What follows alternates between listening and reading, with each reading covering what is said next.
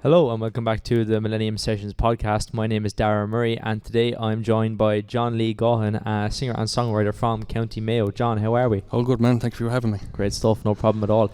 So I heard that you studied in BIM in Dublin. What lessons have you learned from studying music in college, and how do you think it's benefited your own singing and songwriting? Well, it certainly benefited the performance side of it, just to deal with nerves before going on stage and stuff.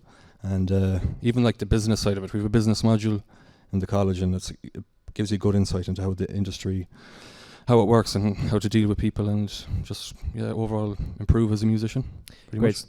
Great stuff. And what do you think the most important skill of that business module was that you've been applying to your own kind of music career and stuff like that? Well, learn to deal with people and kind of work with sound engineers or whatever, and like just incorporate it into your daily kind of music life, really, because the business side, like, it gives you insight on how to deal with managers, which is, it's an important thing as a musician. So I suppose learning things like promo and all that kind of stuff, as well as a solo artist, are really important. And like music rights and stuff, and learning more about the mechanical rights, performance rights, all that stuff. Much, Great stuff. And you play in a band as well. Yeah, playing a 4-piece band. It's kind of alternative rock, kind of grungy, but bit indie as well, so it's kind of a mixture of all three, really, but me and 3 other lads from home. Great stuff. And do you find a lot of inspiration in those genres, kind of all rock and grunge? Yeah, pretty much. Like Oasis would be a huge inspiration for us. I know they're kind of indie pop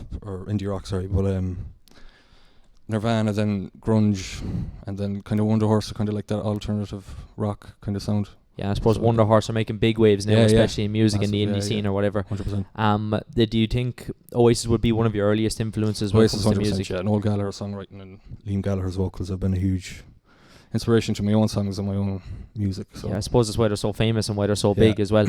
But you're, even aside from the band anyway, do you play solo gigs yourself, don't you? Weekends and pubs and stuff. Mostly pubs around Mayo. I'm gonna try this year to branch out to Dublin and maybe even Limerick. But I used to play in the student bar in Sligo as well, the brewery bar, and I used to be good crack them gigs there. The students, they're always good crack, like, good laugh out of them. Great stuff. Do you enjoy playing student gigs, like student bars? Yeah, I definitely enjoy them more because you get to play the songs that you like, because everybody pretty much has the same kind of taste, so it's good crack. And have you ever got a chance to play Rag Week or anything like that in the student events? Did a few Rag Weeks now. They were mental altogether. Always mad altogether, especially with music anyway. But with songwriting, how do you think the process starts for you? Kind of just creating music. For me, I'd always make the melody first, and I'd mess around with it for a while, and then I'd just get pen and paper and write whatever comes into the head. Yeah. Usually the better songs that I've written, they fall from the sky. There's not too much thinking about it. Whereas the ones where you're constantly overthinking, I think you never quite get them right. They're never quite as good as the other ones, I don't think. And I suppose once we're in the swing of it as well, and you're kind of used to the process of writing, it kind of just comes to you anyway. You know what I mean? Pretty much. Especially with stuff you've been mulling over for a long time, and music that you've written before, and then you have a chance to develop that and kind of progress it further and stuff. I was going to say, have you been in the studio much at all? We've recorded a few demos back at home, but I haven't been in the studio for a long time now. So the aim this year is to get back into it, start releasing music. Great stuff. And with your original music and your original songs, when did you first start writing music? I started writing, it was during the COVID lockdown, like 2020, I think. Yeah. And just had a lot of time in my hands, so I picked up the guitar and started writing songs, and then the rest is history then. Kind of took off from there. Yeah. And do you find it exciting kind of releasing singles and being able to have the time to write, and do you find it hard to balance more so, as I was going to say? Not particularly. I haven't released any singles yet, but the aim of this year, probably the tail end of this year, is probably release an EP or something. Great along stuff. The lines of that. So any title for the EP yet, or is it still in the works? Yet to find inspiration, but I'm sure I'll find something along sometime this year, hopefully. It's all waiting for us anyway. Pretty much, what was I going to say? Even through playing live music, I suppose that can make kind of writing music and stuff a bit easier as well. Yeah. Just because you have the chance to practice material and rehearse it and go over it again and again.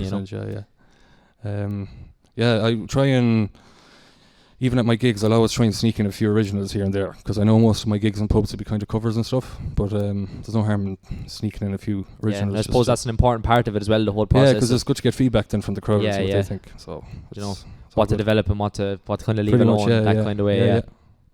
How to kind of improve and what not to do. Yeah. Pretty much. And do you find a big difference in just kind of energy with performing when it comes to performing solo versus performing with the band and all that kind of stuff? I do prefer performing with the band, because we kind of feed off each other's energy and kind of engage with the crowd a lot more. It's kind of harder to do by yourself. Yeah. But when you're on stage with 3 other lads, it's good. And do you write a lot with the band? Yeah, pretty much. Great stuff. Yeah, myself and Brian. Brian would be more the primary songwriter now, but I'd always kind of collab with him. I'd usually come up with the melody, and he would too, but most of the time it's me coming up with the melody and he'll put lyrics along to it. So great stuff. It's a good combination. And do you find anything unique just about the kind of process of being able to kind of collaborate with people in a band that might have different tastes to you or prefer different songs? And yeah, it's good to like broaden your horizons, kind of broaden your taste, because then it'll open avenues that you didn't think you already had. So we've tried to mix up a lot of our songs, trying to incorporate different genres into it and instrumentation and all that. So yeah, it's been going good so far. Yeah, great stuff. I suppose that's a great part of development as well, and just kind of kind of building songs and songwriting and all that kind of stuff. With your own original music, do you have any? What was the name of your last release? The song that I just did is called Your Soldier. I wrote it a couple of months ago.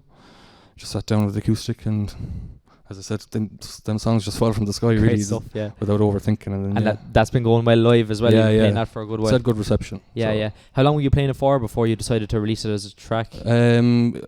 Just a couple of months, really. I wrote it, I think it was just in October time of last year. Yeah. And just been playing it ever since. Yeah. It's gone down well. And in terms of your own lyrics and songwriting, what kind of inspires you in kind of that regard, just kind of your themes and stuff? Well, that song in particular is a bit of a sad song, because I wrote it after a friend of mine's cousin passed away a couple of months ago. So it's kind of a tribute to them, really. Yeah. So. But I suppose it's something so great as well to be able to put that into music and to be able to kind of convey that as well. You know what I mean? It's a good gift to have, be able to write songs. Yeah, it's a very old gift, very Irish gift. Yeah, 100%. Yeah, I suppose our whole kind of our whole kind of culture around music is kind of built on that as well. Yeah, and you know, 100%. What's your favorite venue you've ever played in? Favorite venue, I'd say probably Whelan's in Dublin. We did a show there. Oh yeah, they have the live show there as well. Don't they? We played in the Opium as well. That's kind of behind Whelan's, so they'll be the top venues I've played at so far, really. Great stuff. And would you ever consider maybe somewhere like Dolan's in Limerick? That would be a good spot. Yeah, 100%. Yeah, I've heard good things about it now. They've had some great bands play there, so hopefully the next couple of months or the next year we'll get a gig or two there. Great stuff. Yeah, we'll be hoping to catch it sometime in the near future. Anyway, 100%. Where can we see you next? Well, I have a gig this weekend at home back in Mayo, but hopefully I'll be gigging around Dublin with the next couple of months, various pubs and clubs or whatever. So great stuff. We hope to catch you soon. Anyway, John, where can we find you on social media? If you check out my TikTok and my Instagram, just put in John Lee Gaughan and enjoy the rest of it. Perfect. Great stuff. John, thanks a million for joining us, and thank you for joining us on the Millennium Sessions podcast. Thank you very much, and we'll see you later.